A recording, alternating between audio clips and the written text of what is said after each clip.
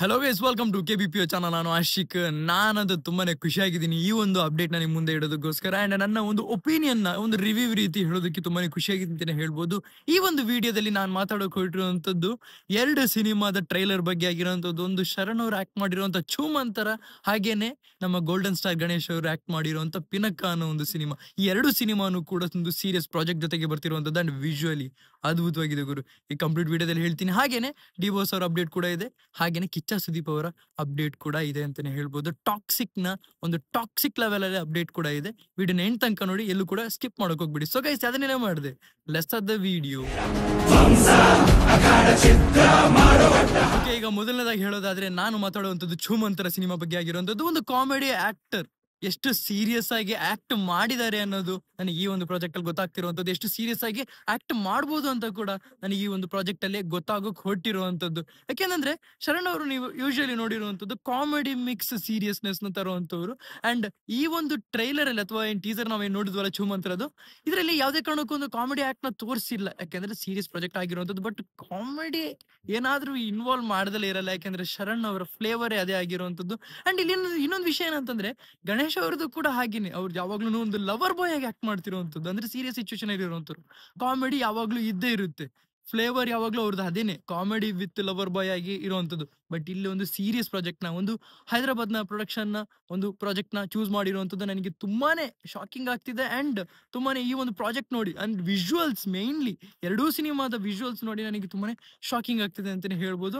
ಯಾಕೆಂದ್ರೆ ನೀವು ಶರಣ್ ಅವರ ಪ್ರೀವಿಯಸ್ ಮೂವಿ ನೋಡಿದ್ರೆ ನನಗೆ ಅದರಲ್ಲಿ ವಿಜುವಲ್ಸ್ ಅಷ್ಟೊಂದು ಇಷ್ಟ ಆಗ್ಲಿಲ್ಲ.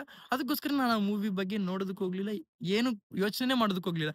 ಆದ್ರೆ ಚೂಮಂತರ ಹಾಗಲ್ಲ, ತುಂಬಾನೇ ವಿಜುವಲ್ಸ್ ಅಲ್ಲಿ ತುಂಬಾನೇ ನನಗೆ ಆ ಒಂದು ಫೈರ್ ಕೊಟ್ಟಿದೆ ಅಂತಾನೆ ಹೇಳ್ಬೋದು. ನನಗೆ ಅದ್ ನೋಡ್ಬೇಕು ಅನ್ನೋ ಒಂದು ಉತ್ಸಾಹ ಕೂಡ ಇದೆ. ಅಂಡ್ ನಾನು ವೆಯ್ಟ್ ಮಾಡ್ತೀನಿ ಕೂಡ. ಗಣೇಶ್ ಅವರ ಪ್ರಾಜೆಕ್ಟ್ ಬಗ್ಗೆ ಹೇಳೋದಾದ್ರೆ, ಪಿನಕ ಏನ್ ಗುರು, ಏನ್ ಅಂದ್ರೆ ಲೈಕ್ ಯಾವ ರೀತಿ ಸೀರಿಯಸ್ನೆಸ್ ಇಳಿಬಹುದು ಈ ಒಂದು ಕ್ಯಾರೆಕ್ಟರ್ ಅಲ್ಲಿ ಅಂತ ಹೇಳಿದ್ರೆ, ಅವ್ರಿಗೆ ಗೊತ್ತಾಗಿದೆ ಇನ್ನ ಕ್ಯಾರೆಕ್ಟರ್ ಅಲ್ಲಿ ನಾವು ಹೊಸದಾಗಿ ಏನಾದ್ರು ಹುಡುಕ್ಬೇಕು. ಆಸ್ ಎ ಲವರ್ ಬಾಯ್ ಆಗಿದ್ದವ್ರು ಯಾವ ರೀತಿ ಒಂದು ಹೊಸ, ನಾನೇ ಪ್ರೀವಿಯಸ್ ಡೇಸ್ ಅಲ್ಲಿ ಹೇಳ್ತಾ ಇದ್ದೆ, ಕಿಚ್ಚ ಸುದೀಪ್ ಅವ್ರು ಹೀಗೆ ಒಂದು ಮಾತು ಹೇಳಿದ್ರು, ಅವರು ಲವರ್ ಬಾಯ್ ಆಗಿ ಈ ಟೈಮಲ್ಲೂ ಕೂಡ ಕನ್ವಿನ್ಸ್ ಮಾಡೋದು ಅಷ್ಟು ಈಸಿ ಅಲ್ಲ ಅಂತ ಹೇಳ್ಬಿಟ್ಟು, ನಾನು ಗೋಲ್ಡನ್ ಸ್ಟಾರ್ ಗಣೇಶ್ ಗುರು, ಅವ್ರಿಗೆ ಏನ್ ಈಸಿ ಅಲ್ಲ, ಮುಂಗಾರು ಮಳೆ ಫಸ್ಟ್ ಆ ಫ್ಲೇವರ್ ತಂದಿದ್ದೇನೆ ಅವರು ಅಂತ.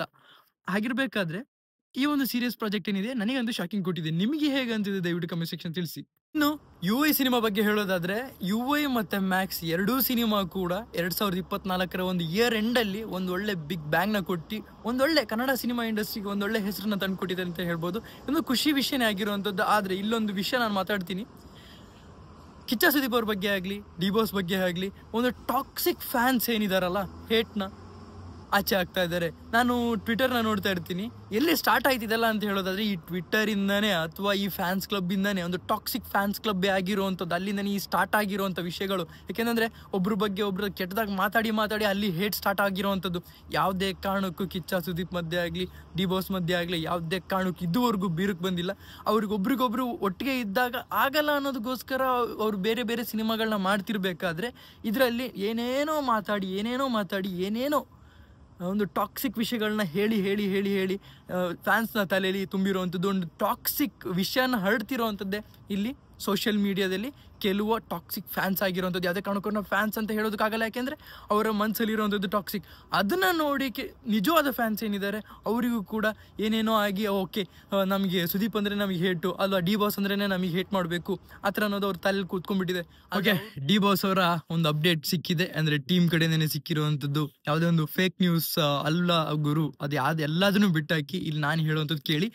ವರಮಹಾಲಕ್ಷ್ಮಿಗೆ ನಿಮಗೆ ಈ ಒಂದು ಸಿನಿಮಾ ಬರುತ್ತೆ, ಅಂದ್ರೆ ಆಗಸ್ಟ್ ಟೈಮಲ್ಲಿ ನಿಮಗೆ ಈ ಒಂದು ಸಿನಿಮಾ ಕಾಣೋಕೆ ಸಿಗುತ್ತೆ. ಡೆವಿಲ್ ಅಂದ್ರೆ ಪ್ರಾಪರ್ ಆಗಿ ಶೂಟ್ ಆಗುವಂಥದ್ದೇನೆ ಫೆಬ್ರವರಿ 22ರಿಂದ 24, 25 ಈ ರೀತಿ ಡೇಟಲ್ಲೇ ಸ್ಟಾರ್ಟ್ ಆಗುವಂಥದ್ದು.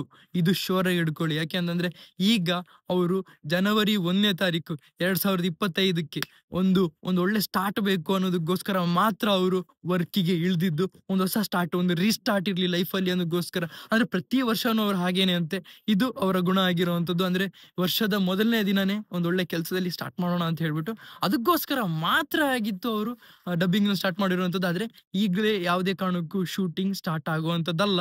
ಯಾವುದೇ ಕಾರಣಕ್ಕೂ ಫೇಕ್ ನ್ಯೂಸ್ ಆತರ ಏನಾದ್ರು ಬಂದ್ರೆ ಶೂಟಿಂಗ್ ಸ್ಟಾರ್ಟ್ ಆಗಿದೆ ಅಂತ ಏನಾದ್ರು ಬಂದ್ರೆ ಅದನ್ನ ನಂಬಕ್ ಹೋಗ್ಬಿಡಿ. ಯಾಕೆಂದ್ರೆ ಶೂಟಿಂಗ್ ಸ್ಟಾರ್ಟ್ ಆಗುವಂತದ್ದು ಫೆಬ್ಬಿಗೆ ಆಗಿರುವಂತದ್ದು, ಈಗ ಜಸ್ಟ್ ಡಬ್ಬಿಂಗ್ ಸ್ಟಾರ್ಟ್ ಆಗಿರುವಂತದ್ದು. ಇದೊಂದು ಒಳ್ಳೆ ವಿಷಯ. ಯಾಕೆ ಅಂತಂದ್ರೆ ಫ್ಯಾನ್ಸ್ ನ ಮನ್ಸಲ್ಲಿ ಒಂದು ಖುಷಿ, ಓಕೆ ಫೈನಲಿ ಪ್ರಾಜೆಕ್ಟ್ ಸ್ಟಾರ್ಟ್ ಆಯ್ತು. ಯಾಕೆಂದ್ರೆ ಯಾವಾಗ್ಲಿಂದನೂ ಕೂತ್ಕೊಂಡಿರುವಂತ ಕ್ವಶನ್ ಆಗಿತ್ತು, ಅದಕ್ಕೋಸ್ಕರ. ಸೊ ಗೈಸ್, ನನಗೆ ಹೇಳಕ್ ಇದಿಷ್ಟು, ನಿಮಗೆ ಅನ್ಸುತ್ತೆ ದಯವಿಟ್ಟು ಕಮೆಂಟ್ ಸೆಕ್ಷನ್ ತಿಳಿಸಿ ಅಂತ ಹೇಳ್ತಾ ಇವತ್ತು ನೋಡಿ ಇಷ್ಟು. ನಿಮ್ಮ ಕರೆಕ್ಟ್ ಮಾಡಿ, ಶೇರ್ ಮಾಡಿ, ಚಾನಲ್ ಸಬ್ಸ್ಕ್ರೈಬ್ ಮಾಡಿ. Keep watching, love you all, piece.